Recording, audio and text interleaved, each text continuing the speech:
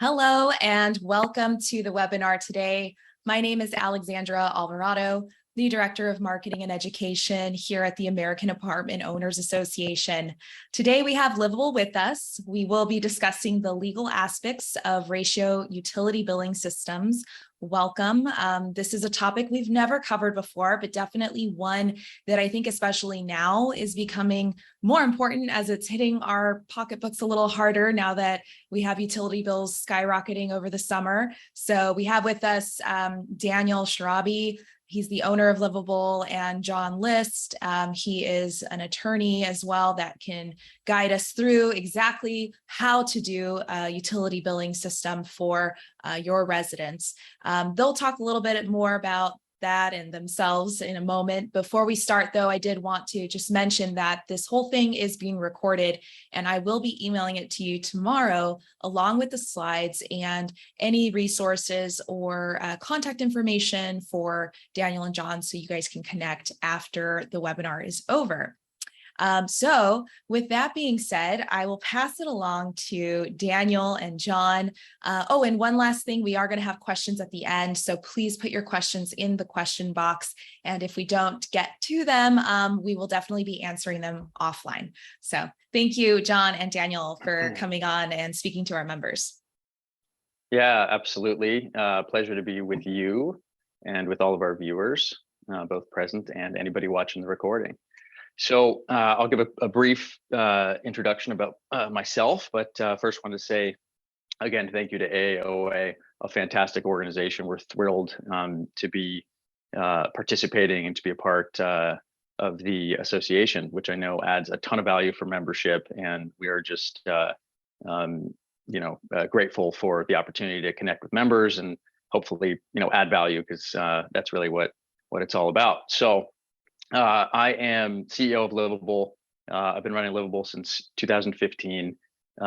Just as a brief background, it wasn't necessarily the utilities sector that drew me to the business, but really the environment and the impact that utilities and excessive usage can have on the environment, as well as accountability, right? So we've seen one too many scenarios where the person responsible for paying for the utility is not the person actually using the utility. So saw an opportunity here to come in and really help put a stop to that and really share accountability with those that are using. So loving my time here at Livable and looking forward to making an impact on the environment, to promoting conservation, as widely as we can across the multifamily industry and beyond.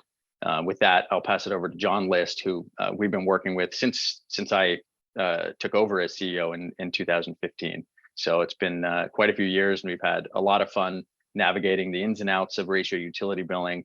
And John will introduce himself and tell you a little bit more about his experience. So thank you. Good morning or afternoon, wherever you happen to be. And maybe even good night if you're watching this recording after work or something. My name is John.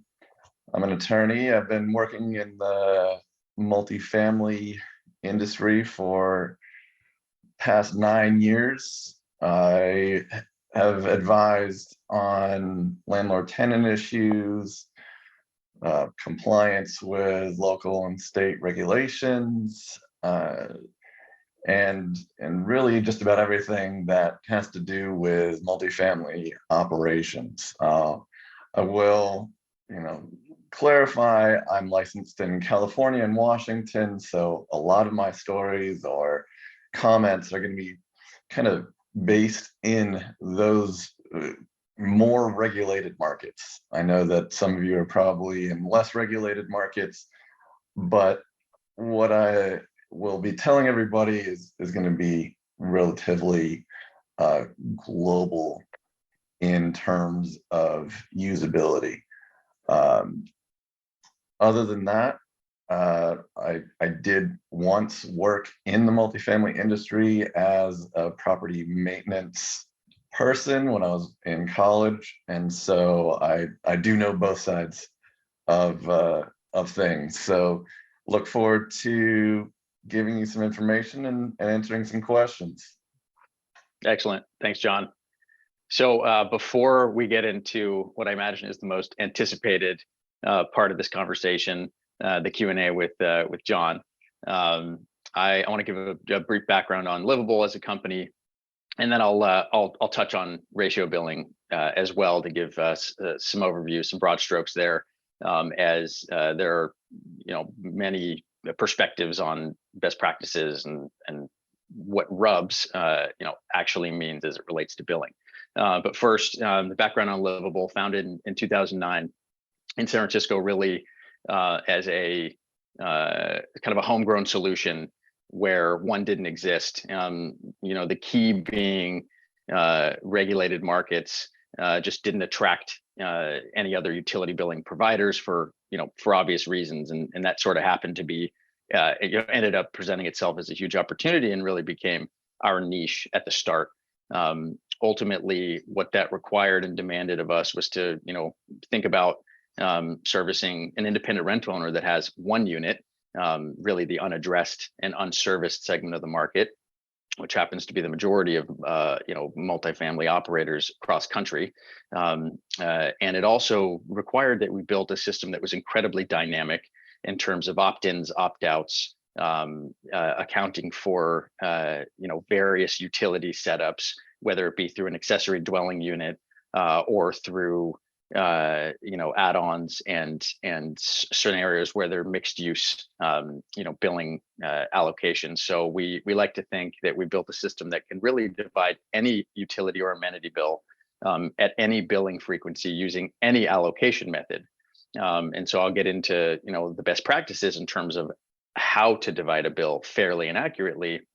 But ultimately, you may have a legacy lease that requires the bill be split in a certain way. Our system can account for that, and so we pride ourselves on being incredibly dynamic in terms of the software system that we've built. So as it relates to ratio billing, I would imagine that the lion's share of the audience here understands what that means. But over the years, we've certainly had dozens of conversations with many prospective customers that don't have a full understanding of the details of what ratio billing actually informs, right? So ultimately, it's a pro rata share of a bill that is typically leveraging some sort of variable, right? Variable could be an occupancy, it could be square footage, could be split evenly, could be by percentage, and it's really important to understand that there needs to be an acknowledgement of that as it relates to specific utilities, which again, Livable has a history of analyzing utility consumption based on maybe sub-meter data to get a sense of what would be the best approach to dividing a bill fairly and accurately.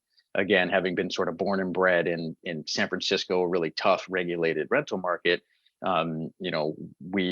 we tend to take a more conservative approach to how we bill, which has ended up ensuring that us and our customers have sort of steered clear of any trouble. I'll knock on wood there and express gratitude for that. So we really end up finding a big opportunity in situations where installing, say, a sub-meter for water or sewer is cost prohibitive or even impossible because there just isn't an option to retrofit. So a system like ratio billing really has no barrier to adoption, right? There's no cost to implement the program. And ultimately, we incorporate some key factors to make sure that a fluctuating bill is divided fairly and accurately, and ultimately mobilizes the resident base to, of course, conserve and use less as they witness their habits impact the portion of the bill that they're responsible for.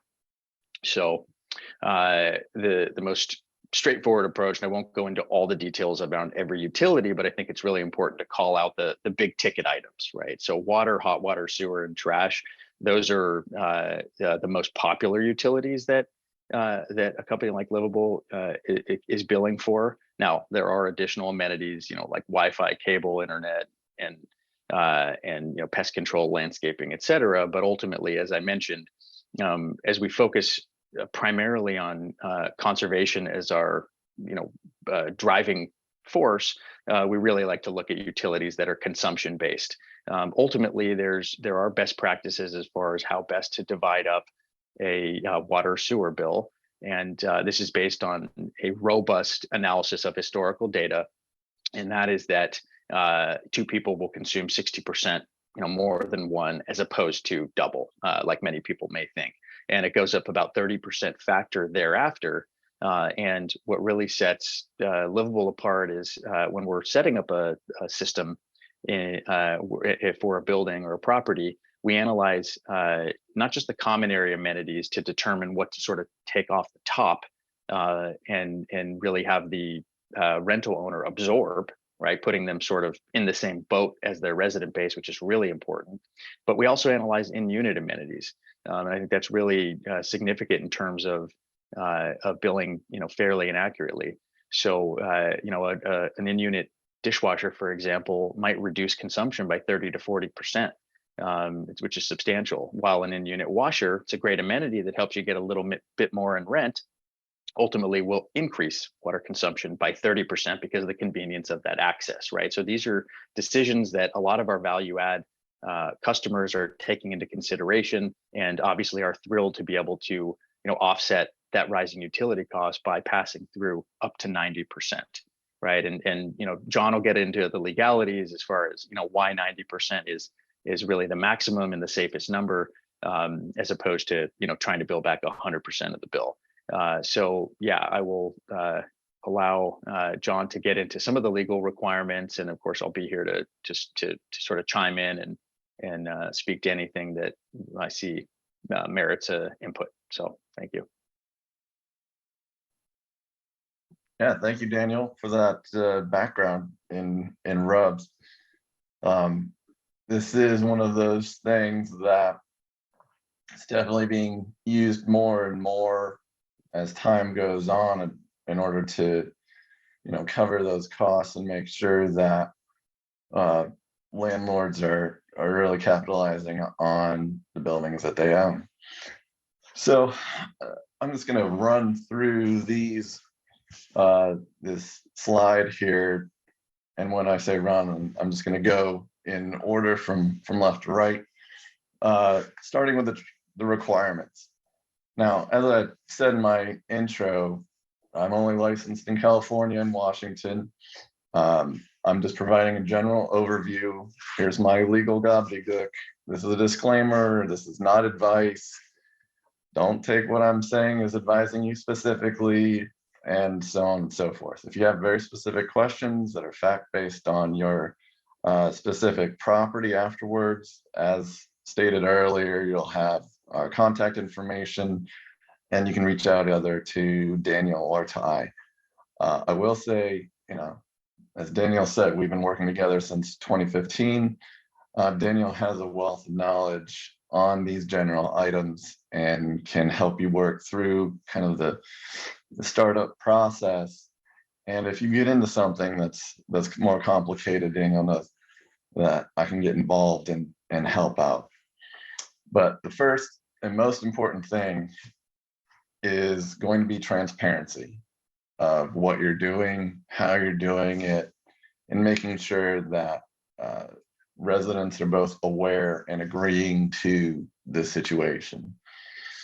And why that's important is that in general contract law, and this really applies across the country, contracts are what govern the relationship between the parties up until the point there's a law that changes that or requires something different.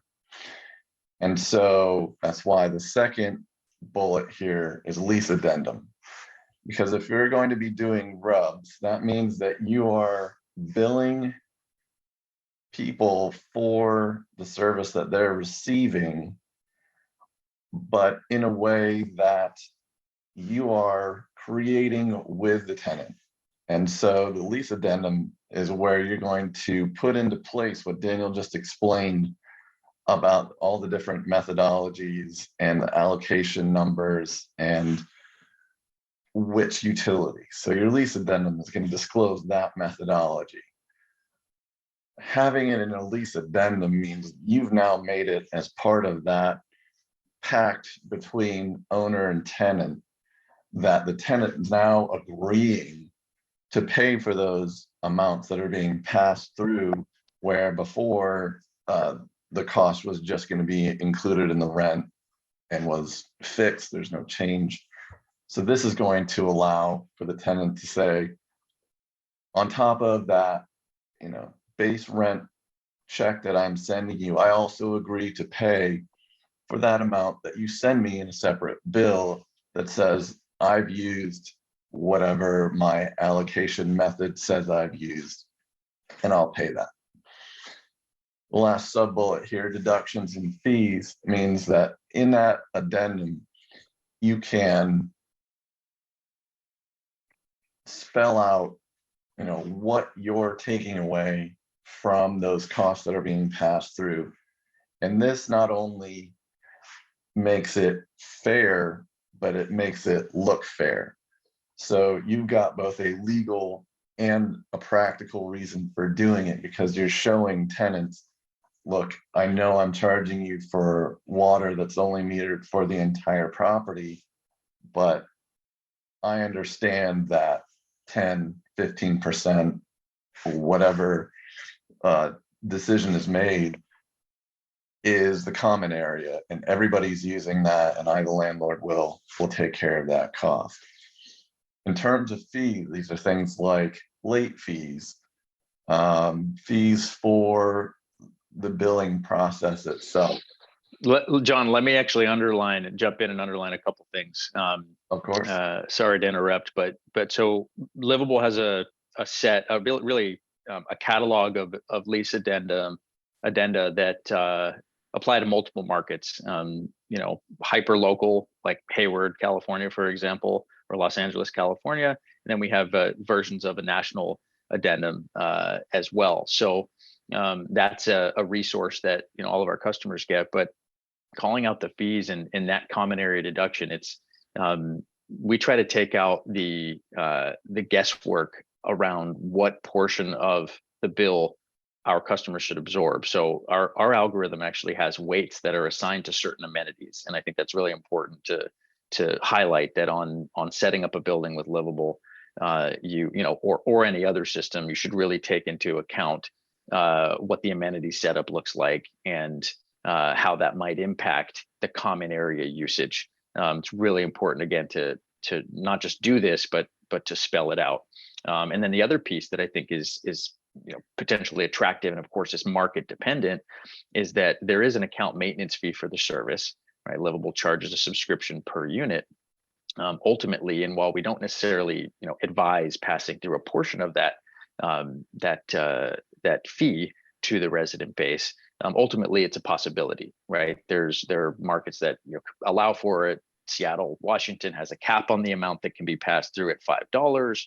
California, if you're billing in certain markets and for certain utilities, has a maximum. And these are things that Livable can help navigate. But ultimately, there seems to be no issue with the administrative fee being passed along to the resident base. Again, while we don't always advise billing the resident to bill the resident, we objectively allow our customers to make that decision based on their business. So apologies, John, for interrupting. I'll go on mute.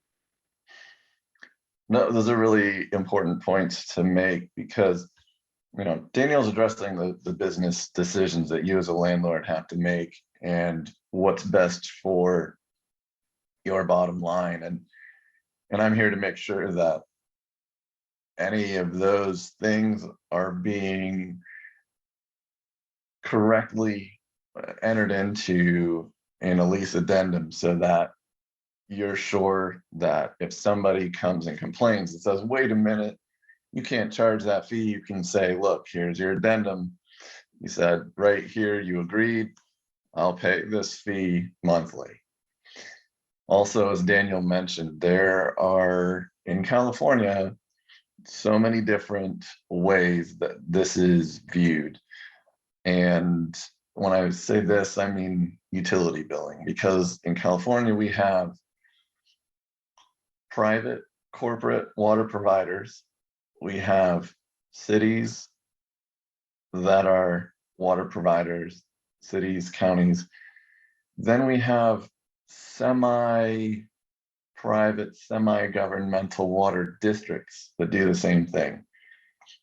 Each of those have their own rules and own regulations for how things can be billed and whether there can be any fees. And so really the point I'm trying to emphasize is that you can do RUBS, but you're going to need somebody who knows your jurisdiction to confirm any of those kind of small points, like is there a limit on fees and so on. But getting back to the more general issues, it all kind of falls under transparency, because my last requirement here is that you need to be consistent in your representations to tenants.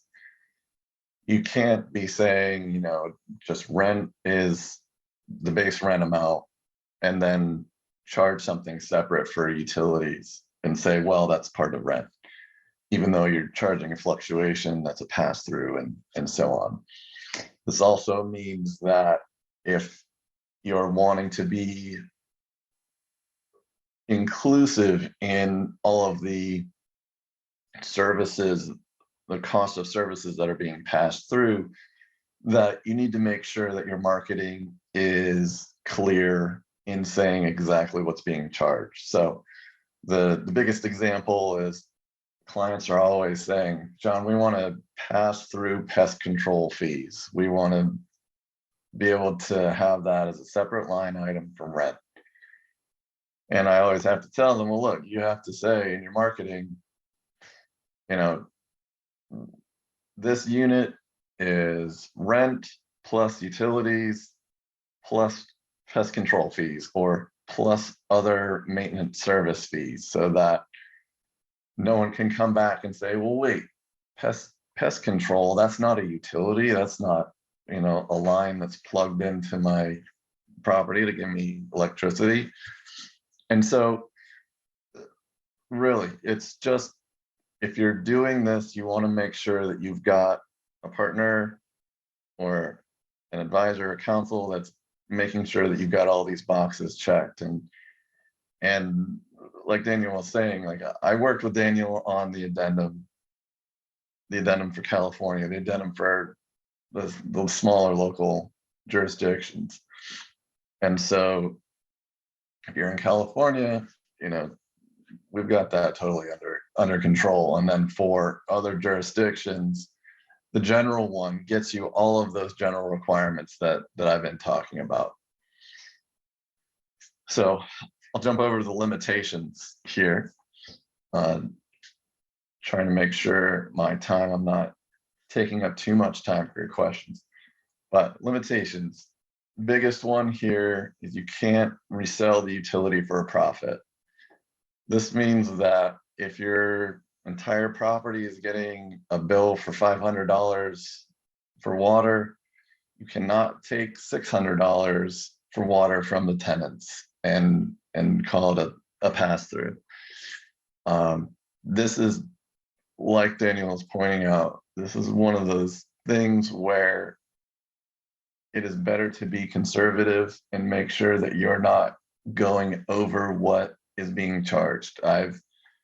While I've looked at mainly California utility providers, I've looked at a number of other states and jurisdictions, and the idea is once you sell that utility for an amount higher than what's being charged, you then are the provider of that utility, and any number of regulations can fall on you, any number of requirements that you don't want to have a part of are going to be laid on that property if a profit is being made. And the two kind of sub bullets under here, the state and local laws and utility provider agreements, those are what are going to kind of limit that don't take a profit further. Here in California, there's a specific state law that says for each of the major utilities, you cannot resell it if you're getting a utility and it's master metered for a property. And so the local laws sometimes add to that, the utility provider agreements sometimes add to that more. Quick example, electric and gas here in California. Utility provider agreements say that if you've got a master meter, you cannot charge anything. It doesn't even say resell, it doesn't say pass through, it doesn't say anything, it says charge. So that means if you are saying that they are paying money for electricity, that is going to be a problem with the utility provider and could have your entire property shut down from the grid.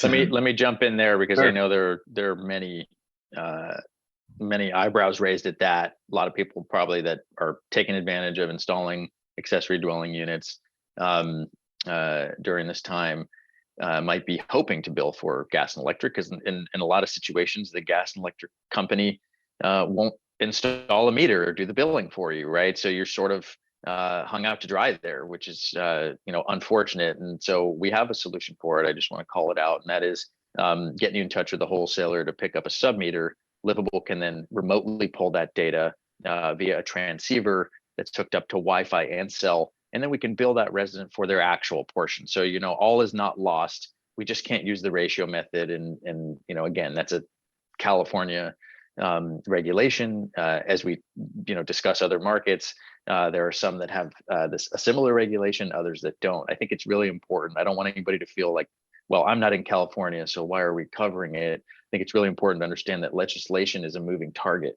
and that I wouldn't hope that California is setting the trend for the rest of the country, but ultimately things are changing. This is fluid. There's a lot of gray area, and the gray area doesn't always seem to clarify, although in some markets, like Hayward, for example, they made very specific decisions about how this should be facilitated, and hopefully other markets follow that. Like Texas as a state has a statewide mandate as far as how this is all facilitated, right? Certain markets like San Jose, where I happen to be based currently, has prohibited a certain facilitation of ratio billing, and so that might be coming back. Who knows, right? So I think the idea isn't necessarily to fearmonger here, but it's vital that we don't just set you up properly, but we keep an eye on the legislation as it comes down, and ultimately make sure that you're protected. And so yeah, worth calling that out. And I'll pass it back to John. Thanks. Yeah, it's definitely a good point to raise, because what are legislators on any level going to respond to but upset people? And if you've got landlords taking extra in a state that's starting to move to be more tenant friendly, then that's where the heat's going to be, is where these unfair fees and such going to be. And that's where, sorry again, that's where and why we advise to think cautiously about passing on, say, the admin fee, right? I mean, ultimately it comes down to interpretation, and if there's an acknowledgement in, say, the allocation, how the bill is divided, and it shows the bill amount and it shows those deductions and how they're calculated, which is what our system does, right? All the residents have a portal where they can log in and view. This is reinforcing that primary bullet under requirements: transparency, right? Residents can see a redacted bill. They can see how the bill's divided. Again, I know many people on this webinar may be doing some sort of billing of their own, and I would imagine they are not you are not necessarily checking all those boxes, right? You're dividing a bill, you're putting it on the ledger, maybe even sending an email or a text message that their portion of the bill is now ready and due, which of course, again, is kind of potentially missing the mark. Ultimately, you won't be punished for that. And again, not giving legal advice, you won't necessarily be punished for that if you maintain, a fair approach and you maintain the relationship, right? I mean, I think that's the key. But as John said, it can get pretty dangerous if more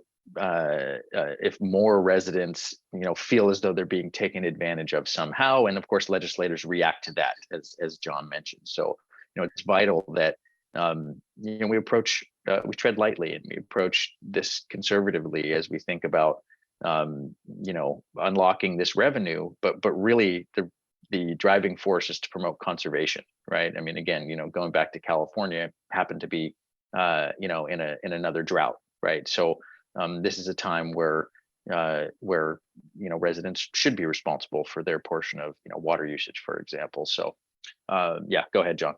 Sorry about that. Not a problem. And just to touch on what I was saying about utility provider agreements, the last point is it doesn't mean that you're totally stuck if you're in a gas or electric master meter situation, because you can still, here again in California, bill for centrally used facilities. So if you've got central heat, you've got a boiler in the basement that serves the entire property. If that's heat or hot water, or your entire HVAC system is on a separate circuit, electrical or gas, you're able to RUBS that amount because that is creating something new, and it takes it outside of those utility provider agreements. The next bullet here, I'm just going to go a little bit faster through these next three so we can get through. Reasonable defensible fees. This goes back to the idea that we were talking about fairness. On the one hand, there's contract law that says that you can't have a contract that's quote unquote unconscionable, meaning you're taking advantage of somebody. And that's really what we're saying here is, again, don't try and take advantage. The purpose of RUBS is to fairly allocate those costs. And so we just want to make sure that any of those contracts are going to be interpreted in the landlord's favor and not in the tenant's favor, which also goes down to enforceability at the bottom there. Is that, again, you want your contract, so part of your lease with a tenant to be clear, fair, and as understandable as it can be. I mean, obviously not everyone's going to understand the math, but if it can be figured out, then that's what is going to be clear enough for a court to say this is enforceable. And the big issue in some of the coastal states and maybe in Illinois also are the rent control laws. Here in California, we now have statewide rent control. It used to just be a few large cities, and now it's statewide. I know Oregon has as well, and then New York. I'm sure there are other jurisdictions that I'm not familiar with, but rent control laws can define utilities as part of rent. Daniel keeps mentioning Hayward, so I guess I'll talk about Hayward too. Hayward is a rent control city that specifically states that utilities are not rent.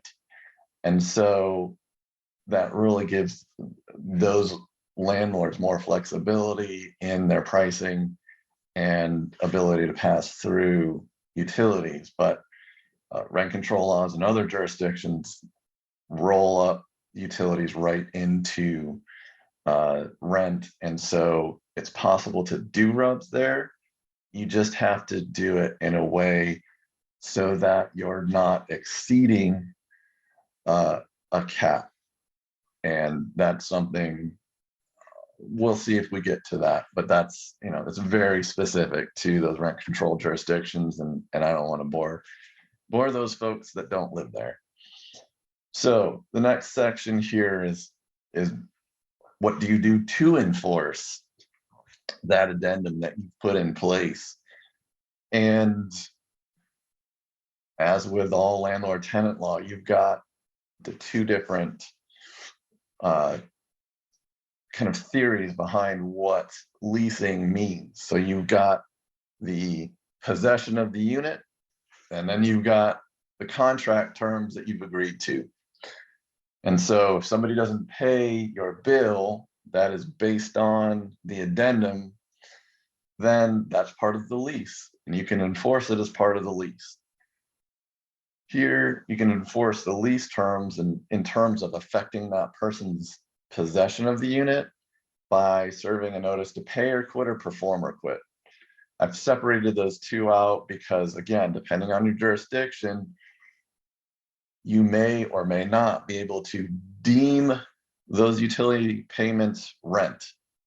And so you can say, okay, the contract says that if you don't pay it, it becomes rent, and we can terminate your tenancy as if you didn't pay rent. You can do perform or quit because no matter what, it's going to be a term of your lease, which means if it's breached, you can tell the tenant to do what your lease says, or we'll go through the eviction process. And as with all possession issues, if you've got somebody that is doing something to damage their unit, you can go back and take that out of a security deposit if you've collected that. And since the duty to pay these bills is part of the lease, and that means you can take that security deposit and use that to satisfy any unpaid utility bill that comes from Livable or any other provider. On the other hand, you've got enforcing the contract terms, which means, okay, maybe these folks are gone. They've left. They've got outstanding bills for a few months. The security deposit's already been processed for one reason or another. So then you've got just your general contract enforceability terms. You can go to small claims if it works in your jurisdiction. You can assign the debt for collection. You can collect it yourself if that's your practice. But again, if it's in that lease addendum and it spells out why a person is going to owe the landlord that money, then the landlord can take those steps to collect if you've got unpaid amounts. Yeah, let me chime in here if you don't mind. One other tactic that we've seen, because Livable really has two, and most ratio billing companies or utility billing companies will have two methods. One is bill and collect, where Livable's doing the cost recovery on your behalf, and the residents are paying through a portal or by check or over the phone. And the other is what we call convergent billing, where we do all the calculations, provide all the transparency. Those residents have that portal, they have our support team, but ultimately the charges are pushed to either a property management software or to the operator directly for them to handle the remaining part of the billing in terms of collecting that actual payment. Now, in the former case where residents are paying Livable, if a balance is accrued and the attempts that our team, for example, are making to recover that balance, the repeated attempts, I'll say, we're pretty diligent about that. Ultimately, you'll be notified every month, via an accounts receivable summary, and you'll know who's got what. Now, if your attempts don't necessarily work as well, ultimately you can transfer the balance, off of the Livable books and technically onto to your ledger. your rent ledger. And again, we're not advising to do this, but we've seen scenarios that have been approved where that becomes a line item, say in the property management software, that the next rent payment gets applied to, right, as the oldest open item.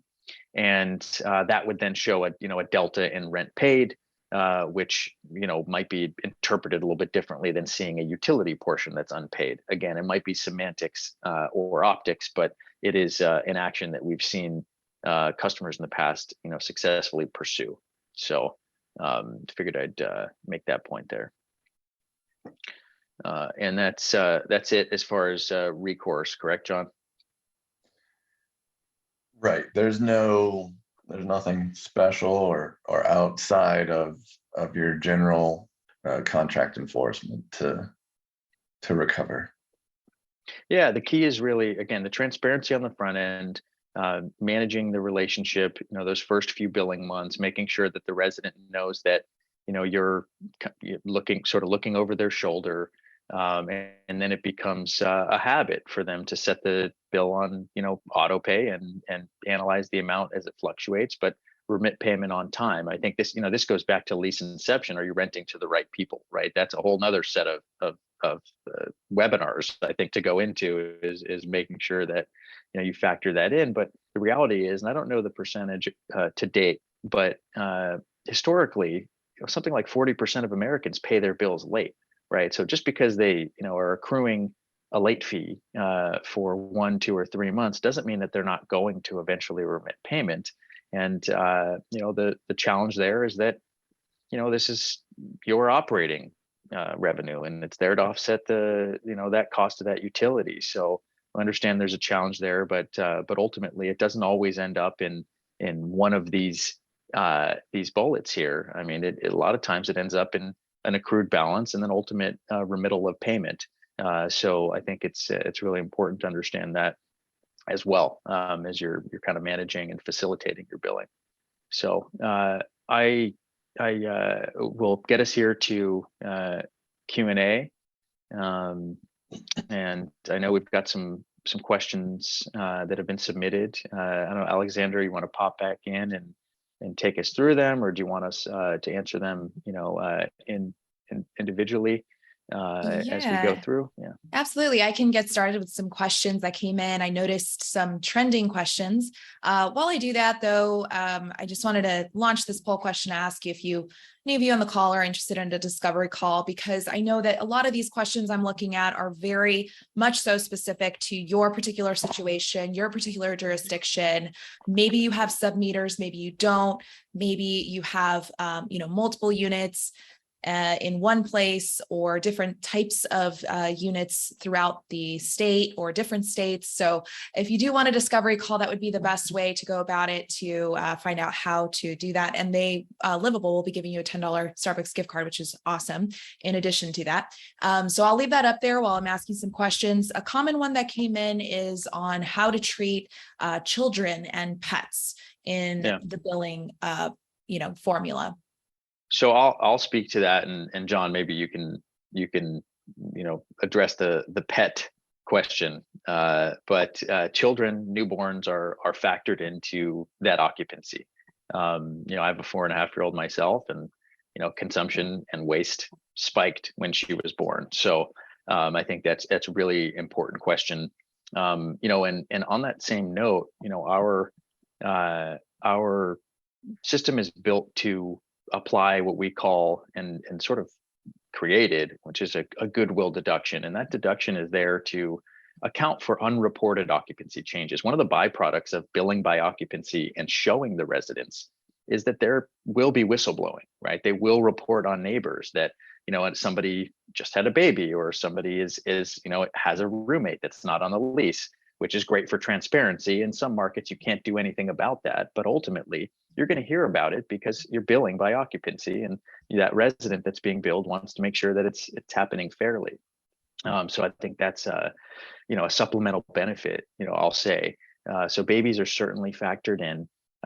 One of the things that you can manage right through the portal through the property manager portal is the adjustment of that occupancy, right? So, it may be temporarily that somebody lets you know that someone's moving in for a month, so you can go in and adjust that, retroactively. So that's there's a certain control that you have on the system. Same thing can be said for opt-outs, right? Let's say somebody's going to Europe for the summer and they're leaving for 2 or 3 months. While technically the system should average out and we leave the program on even when that unit is vacant for a few days or even weeks. But if it comes down to months, you can go into the portal and you can click a button and you can opt out that unit from being billed or from being factored into the allocation. So again, a lot of flexibility there in terms of opt-ins and opt-outs. So pets, we don't technically factor them in, although technically it would be there's certainly consumption there and certainly waste there, but that might be something interesting for us to look at. It'd be pretty easy for us to add that as a variable. John, any sense of whether or not that would be defensible?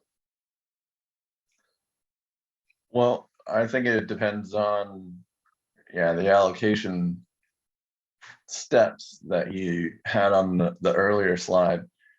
Because the issue is, as soon as somebody said children, I was like, oh man, fair housing bubble popped up there. The best way to avoid fair housing is to make sure that your allocations are based on bodies in buildings and not have it have anything to do with age unless you have specific data behind it. And like what Daniel said about the birth of his child, I have a 7-year-old. I cannot even tell you water my 7-year-old daughter, just put it in nice quotes, uses having fun doing some creative play.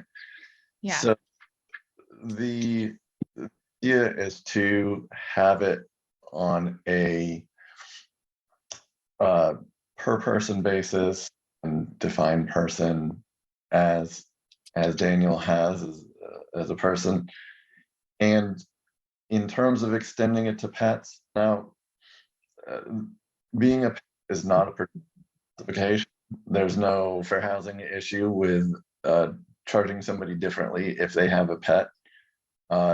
It does, I'll just say in terms of the allocation, if there is a reason to do it and it does increase the cost, then as long as it is clearly stated in the addendum, I don't see a problem with it.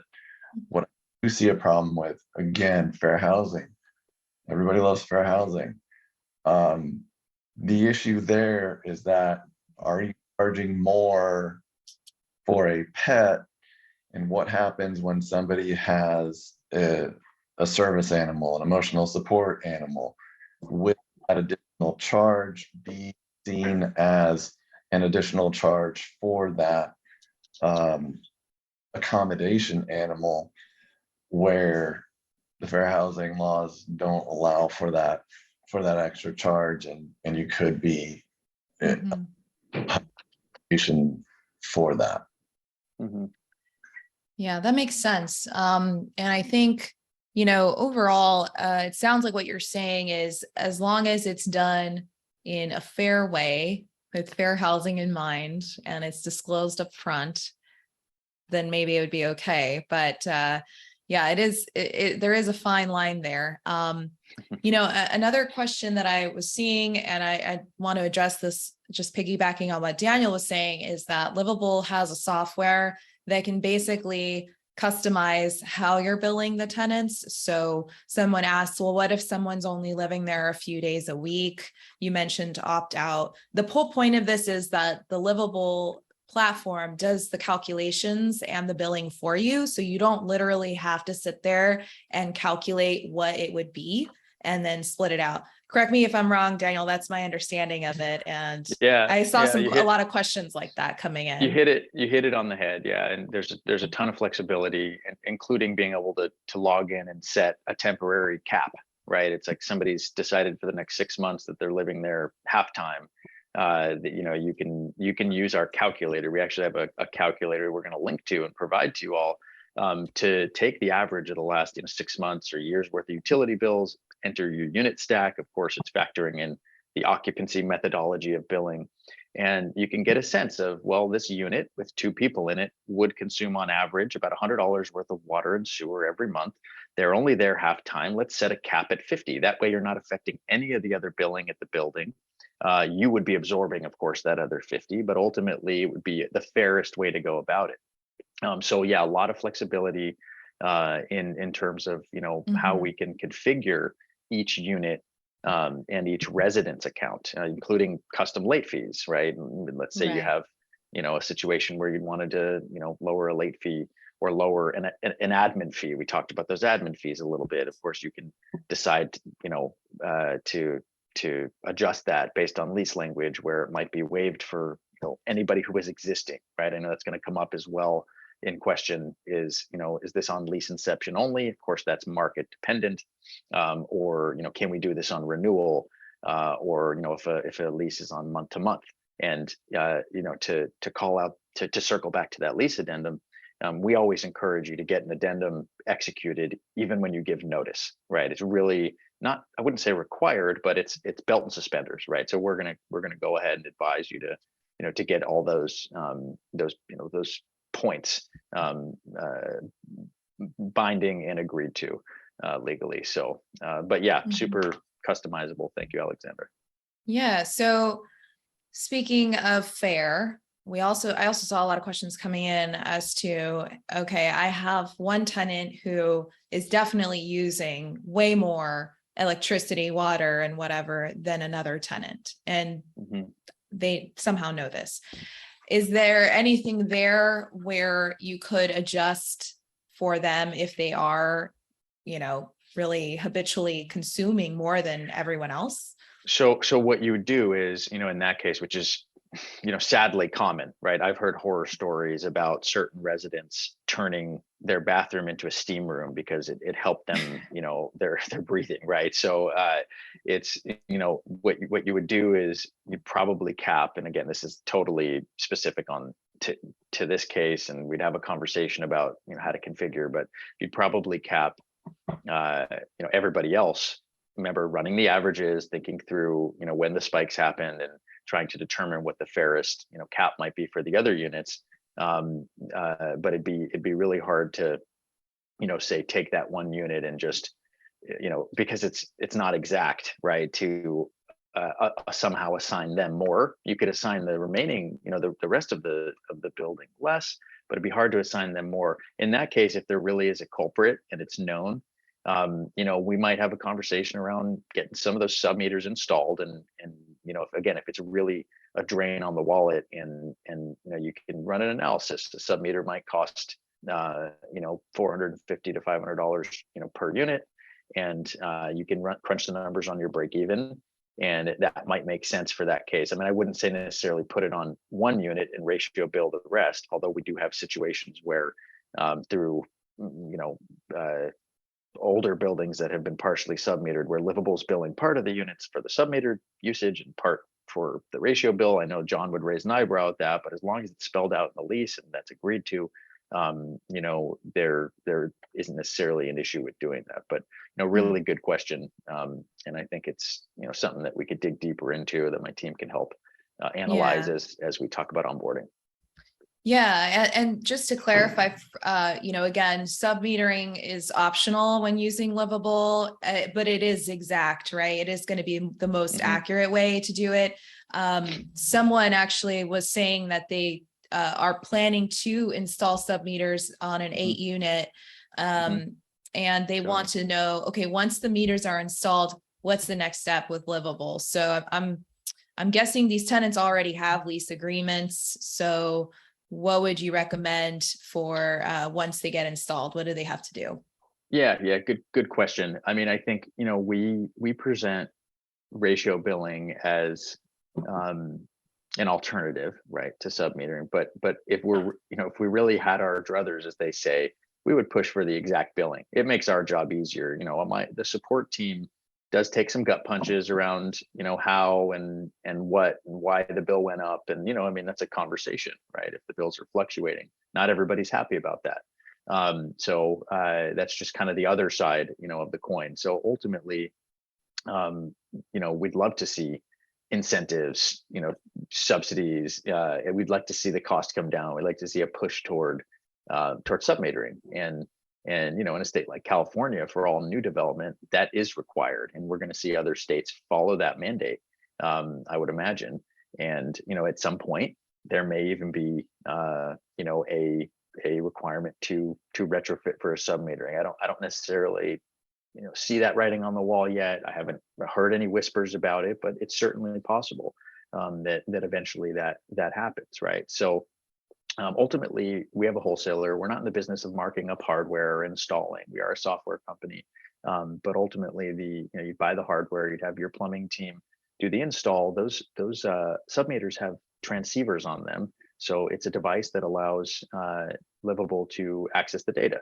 And we have a dashboard that our customers get access to, where they can get leak alerts or spike alerts. They can analyze the individual unit data on their own. And of course, our team uses that data to inform a bill. And we check all the boxes as far as the requirements. You have to show last month's meter read, this month's meter read, the difference, gallons and units consumed, and of course, ultimately the amount that unit is responsible for in terms of cost. So it's still end to end. We also, just going back to California, we do have an exhibit to the lease addendum that is specific based on the requirements of Senate Bill 7. And again, if that happens in other states, we'll be ready to provide all the resources necessary to make sure that you're in compliance, right? That's a good question. Okay, great. And I want to circle back just to clarify, because I think it's important. You mentioned that there are obviously different rules in different markets as to how you can start implementing this and when. So if somebody were to have, let's say, a month-to-month agreement versus an annual agreement, is there a different form that they should use when trying to implement this? Can they implement it in the middle of a 12-month lease agreement? Do they have to wait for renewal? So they do have to wait for renewal, because it would be, and this is more of a John question, it would be construed as a reduction of services. Yeah, jump in. Right. As Daniel was saying, you don't want to really do it in the middle of a lease term unless people are asking you. I mean, you can amend your lease midterm, but no tenant usually jumps at the opportunity to pay more. So the question about month to month is, like Daniel was saying earlier, we really do encourage getting a signed addendum, but in that month to month situation, people generally aren't going to want to sign anything. And so depending on what state you're in is going to depend on what the solution is. In California, you're able to implement a change in the lease with a 30-day notice. Texas might be 90, we've seen, right? And so there's some markets with 60, and so that's part of the rollout. So anyway, right. Proceed. Right. So, some amount of notice to change the terms that will implement it on those folks who have not signed, or who are long-term residents and on month to month. After that notice period terminates, they're then required to do that. If they don't, then you can go through the enforcement procedures that we talked about. But and so I was thinking about other ways to do it, but really that's going to be the legal way to implement it, however that is allowable. And now I remember the point that I wanted to make. It what depends in that month-to-month situation is going to be whether or not that increase in cost to the tenant is going to be deemed a rent increase. So again, this is going to be in your rent control jurisdictions. could be an issue in California, depending again how your addendum is written, and whether or not you're trying to deem the charges to be rent, or whether you're classifying them as something else. So those are the two things. Is you want to make sure you're getting the correct amount of notice to implement that new addendum, and you want to make sure that if your jurisdiction is going to deem it rent, whether that's going to change your notice or whether you're going to be limited in what you can actually charge. Got it. So- Thanks for clarifying that, actually. Go ahead, Daniel. What were you going to say? Can I just, I'll add on to that. So we've seen situations where in the middle of a lease, you can actually assess a rent reduction. And this kind of speaks to, looks like maybe David's question. So you could technically have a rent reduction and then set a utility billing cap so that you're not in excess of the rent that was originally agreed upon in that lease, but your resident is now getting a bill, right? And why is that important? It's important because there have been studies that have unearthed pretty useful data, and that is just showing a resident their cost of the water they use can result in 15% reduced consumption. So in a market where your water rates are going up and you're being penalized and you want to share accountability, but you're in the middle of a lease and you can't yet bill them for their actual ratio billed amount, that would be one viable solution. Now, as a counter to that, one of the things that Livable created as a result of I think a lot of hesitancy around implementing ratio billing during the pandemic was what we call net zero billing. And basically it's a solution that has us sending residents a mock bill, right? And this is what you do in the middle of that lease, right? Let's say you've got 6 months left, you really want to get ratio billing going, you don't want to do a rent reduction. What can you do to get them to modify their behavior sooner? So we created this solution to basically get them on the program. This requires a 30-day acknowledgement. You send them the acknowledgement, and a month from that date, they start to get statements. And the statement says you owe nothing, but if you were paying, your bill would be $87, for example. There are also conservation tips on there to motivate and inspire them to use less. They get access to a resident community portal where they get partner discounts at eco retailers, and they feel sort of again mobilized to use less. And not to mention they'll be moved hopefully to a state of gratitude and goodwill in that period when they're not paying for the utility. They're going to see how much you are paying, right? And I think that might justify eventually rolling out the ratio billing to them directly. It may justify a later rent increase if you decide you want to keep them on that program but not ratio bill. That really applies to markets like say Section 8 or lower income, where you can't necessarily bill more than the agreed upon or allowed amount. Maybe you have co-living where you're saying one of the benefits or the attributes of my rental is that utilities are included, but I'm getting hammered by these bills. What do I do? So I know this is about RUBS. We still use the RUBS method, but ultimately they can be pretty useful to just communicate what that resident's cost would be, as either a way to ease them into ratio billing so that they know what to expect, or as a standalone solution for the situations that we mentioned: student housing, co-living, Section 8, or a rent-controlled unit. We're going to have some opportunities here where we're going to talk about Los Angeles and in San Francisco and markets where you have a legacy lease. The program cannot be implemented in those markets, but on lease inception. So what do you do for the rest of the units that have been occupied? What do you do with the lifers? Well, you put them on mock billing through net zero billing, and we at least get them educated on what they would be paying. So that to me is pretty exciting. That was kind of born out of the limitations of COVID, and that's just taking off as far as a solution, and people are loving that. I do like that as well. And I saw several questions about people who are really concerned, I think, about tenant pushback when doing Mhm. something like this. You know, at the end of the day, something can be legal for you to do, but not well received, and your relationship with your tenants still matters, right? You don't want to have to just go to court and evict them. We're always trying to avoid that. So For sure. if you can do a rollout of the program, you know that you have some leases coming up for renewal. Maybe you go on the mock billing first.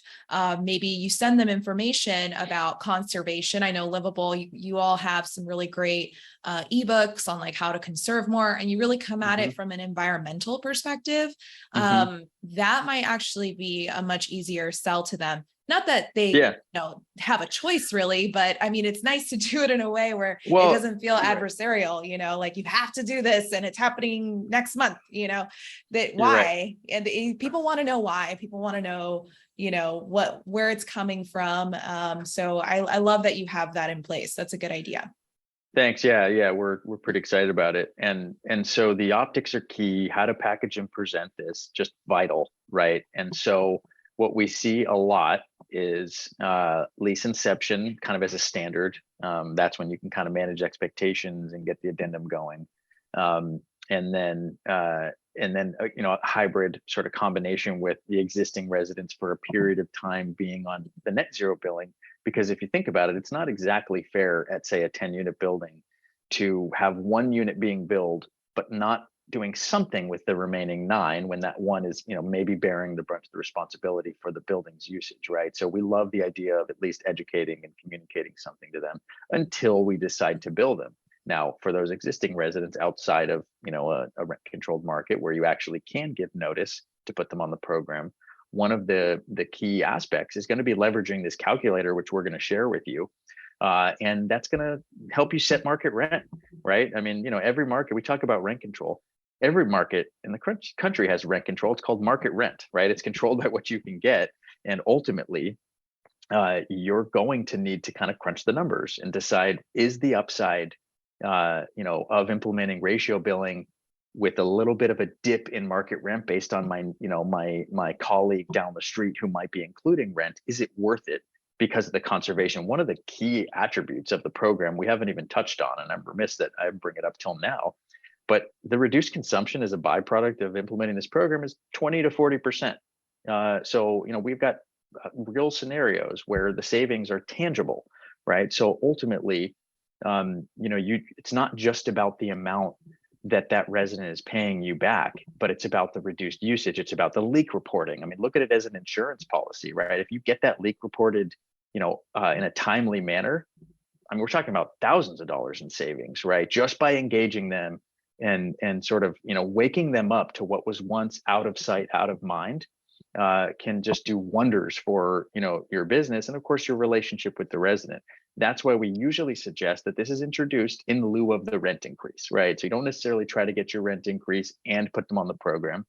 Ultimately, you'll be better off having parsed out a variable expense, and in the long run, you'll be able to attach, that reimbursement on the utility amount to, sadly, but the reality is a rising rate, right? I mean, ultimately, with water in particular, you've got delayed infrastructure investment, you've got distribution challenges. I mean, something like 40% of the cost of water across the country is subsidized by the government anyway, and so there's just no way that the price goes down, right? There may be exceptions in a few markets here and there, but that big ticket item is just going to get more and more expensive, right? Like water is gold. So anything you can do to promote conservation, offset that rising cost, I think you need to be looking at it. Doesn't need to be billing. We've got an alternative to billing. But ultimately, I think it's really important for the environment and of course, for your own bottom line to be taking a hard look at a program like ratio billing. Yeah, I agree. That is an important aspect of it as well. So I got several questions about how the software works, who pays for it, does the landlord pay for it, how much or how is it built? Could you touch on that at least in like high level overview? John, you must have done a heck of a job on the legal part because it seems like we're getting a lot of sales questions here, which I appreciate, of course. We're thrilled to educate you all on how the system works. So yeah, we recently did away with, especially being members here, a setup fee, right? So, free to sign up for the program. And there's a monthly account maintenance fee. Of course, it depends on the number of units that we're considering doing billing for. But ultimately, that's a fee that, can range from, $4 a unit per month, all the way up to $12 per unit per month, and can be, again, absorbed, split, or passed on to the resident. Now, we have an internal rule. This is our own business rule where, we've maxed the allowable amount to be billed through to the resident. I've honestly just toyed with the idea of doing away with that altogether for the reasons I mentioned earlier, right? Does it put a target on your back and our back to start billing residents to bill them? Now, I know that's probably not a sentiment everybody appreciates. It's your business, run it how you will, up to a certain point, right? Because it is our system and we are managing support. So we do put a maximum on the amount that you can pass through, even in the markets where there isn't one. Hopefully that tells you how valuable we hold the relationship between you and your resident. Ultimately, we serve as a buffer. We insulate you from a lot of the resident pushback here, being that, we're providing the support and they're paying through our system.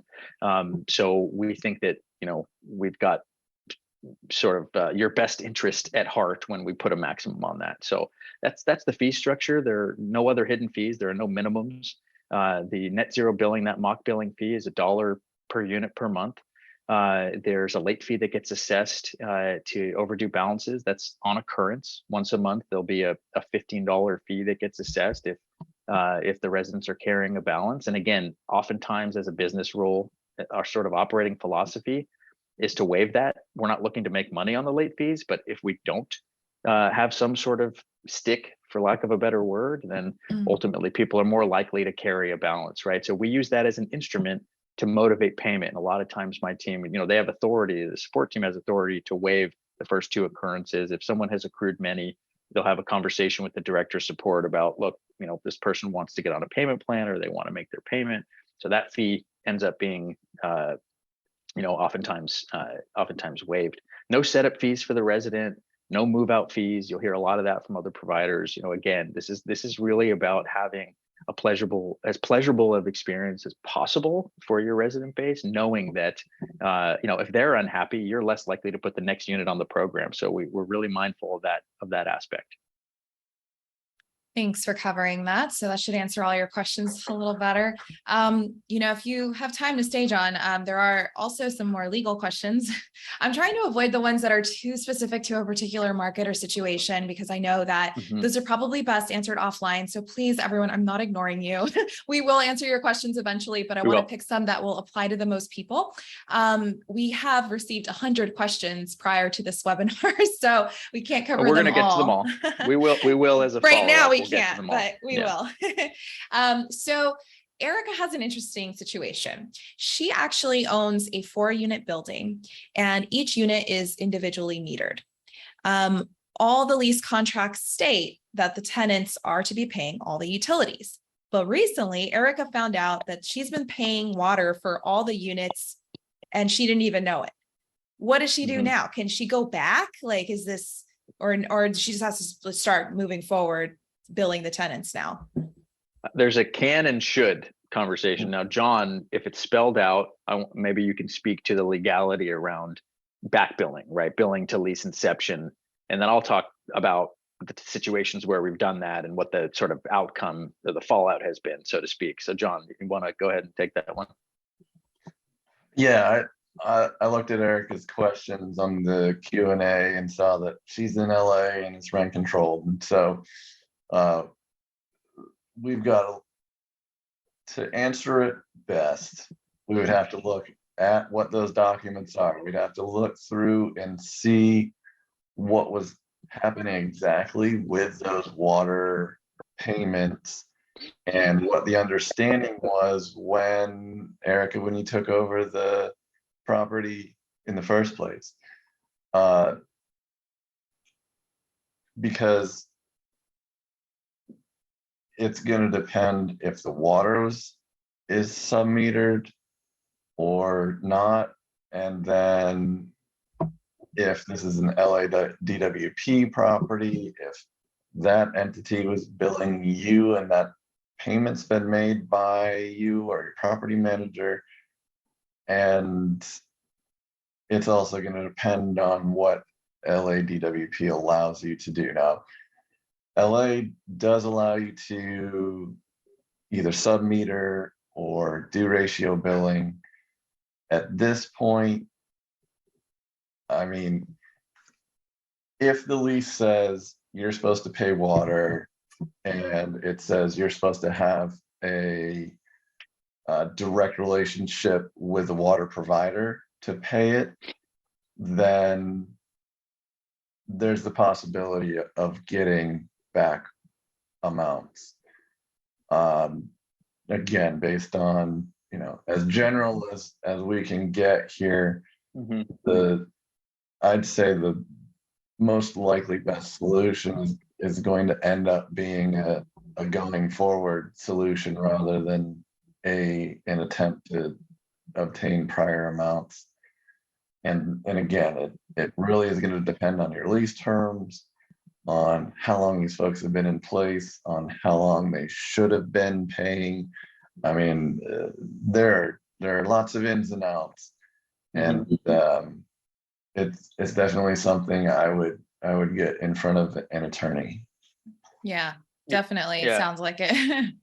Yeah, I'll address that, because there are a couple scenarios that might have happened. I didn't hear if these were actually separately metered, and LADWP just never put maybe the residents just never put the utility in their name, in which case all 4 meters ended up on the house account. That might be one of the challenges. If that's the case, you would then have an accrual of data and cost that could legally, potentially, I'm not the attorney here, be passed through to those residents. Now, if it's a sub-meter and no one was reading the data, you're not going to have the monthly billing cycle data. You're just going to have possibly an accrual, and unless you have a portal where you can get the sub-meter data, in which case, you'd then be able to divide it up as mentioned, and put together a monthly bill. Now, going back to the fallout, we've done this. We've done this for ratio billing based on lease inception, going back a year, and it never bodes well, right? For sort of obvious reasons. Now, shorter periods of time and managing expectations on the front end can be incredibly valuable. Now, one of the sort of differentiators that we've seen, especially during a slower rental market, is getting the lease language in there that says, look, you're responsible for your utilities. We ran the numbers, your average bill might be X dollars, but we're going to absorb this. We're going to delay your start date for 3 months or 6 months, and using it as an instrument to motivate a resident to sign their lease sooner by, offering, again, a month free, 3 months free, or so on. That can be pretty useful, again, as far as how to package and present this. But we never would recommend, again, because my team takes the gut punches, going back, a year, or it looks like these leases go back to 2014, certainly not that long, unless, of course, it's been understood that they're looking at their watches waiting for a bill and it just wasn't sent. But let's drill down into that, Erica. If you want to, connect with the team, we can have, a deeper conversation about that. Now, I think it's actually, I want John to cover David Simon's question about Section 8, because John, I know you worked. We've talked a lot about Section 8. Section 8 is an instrument that's getting more and more traction. So the question is, what can be done? What is our experience? And I'll let you talk to the what can be done, and then I'll cover how we've dealt with some of these Section 8 residents in the past. That's all right. Of course, happy to cover Section 8. So along with all of the experience that I've had, I've worked a lot with affordable housing providers and nonprofits, and helping with compliance with Section 8. And the biggest issue with RUBS is that you as the landlord still need to apply the utility allowance. So what that means is, under Section 8, is you can charge a maximum agreed to between the landlord and the housing authority. But that agreed upon rent needs to be reduced by a utility allowance that's calculated based on what utilities are charged to the resident and specific appliances that might be in the unit. And so what that means, there's no RUBS. It just depends on if you want to actually do the pass through, you have to determine whether that's going to actually change your bottom line at all. And I know that's one thing Daniel's going to talk about. And then the other option is what I'm guessing Daniel will touch on also, at zero billing, just to let people know what their use is. Both of those are acceptable under the Section 8 program in terms of compliance, but again, it's that utility allowance. Yeah, and so you're not necessarily going to unlock more revenue, but you can really hone in on the reduced usage and how that will translate to savings, and that'll kind of course, flow down to your bottom line there. So, yeah, a good point, John. Great. So I know we are over the 1 hour mark by a bit. Thank you guys for being so generous with your time. Are there any other questions that you might have seen that you'd like to address before we finish the call, or do you think some of these are maybe best answered offline? Let me see. And just a reminder, I am sending everyone the recording tomorrow, so look out for that in your email. This calculator here that you're seeing on the screen, I'll send you that too, as well as the link to schedule a discovery call if you didn't opt in already in the poll question. Yep. We also have an exit survey as well, which will also ask that again. So make sure you take that. And you can visit livable.com/AAOA. Yes. You can find the calculator there. You can find the discovery call link there, and you can find a bit more information on ratio billing. One last thing that wasn't touched on that I think is really important to highlight as an opportunity is so we've got ratio billing, we've got net zero billing or that mock billing solution, sub-meter billing, but then there's solar billing. And so I won't go deep into it, but this may sort of pique some of our audience's interest. And in our opinion is really the future of electricity billing, right? So this is a situation where you're installing a solar system that's offsetting some or all of either the common area usage or the resident usage. Now, Livable has a partner where we can actually monitor, track, and calculate that usage and translate it into a bill. Now, what this means is that your resident might be guaranteed, based on the language that we'll advise, to pay less than they would have to the utility provider, and they participated in greening their building, right? So you've done your part to generate your own energy, and you've also unlocked revenue for the asset, free and clear, rerouting funds from the utility provider's coffers into your own. So the downside is the timing, and of course, the cost of the original system. Although if you have a tax appetite, talk to your accounting team, there may be a benefit to exploring adding renewables. I know there's some accelerated depreciation on that, et cetera. You can also explore leasing the system and then leveraging Livable to handle the bill back and again put you in a great light as we move toward sustainability. So I just wanted to throw that out there as kind of another option to unlock revenue and promote conservation and really put your best foot forward as far as the footprint that your assets will leave on the environment. Hopefully it's a reduced footprint. So thank you.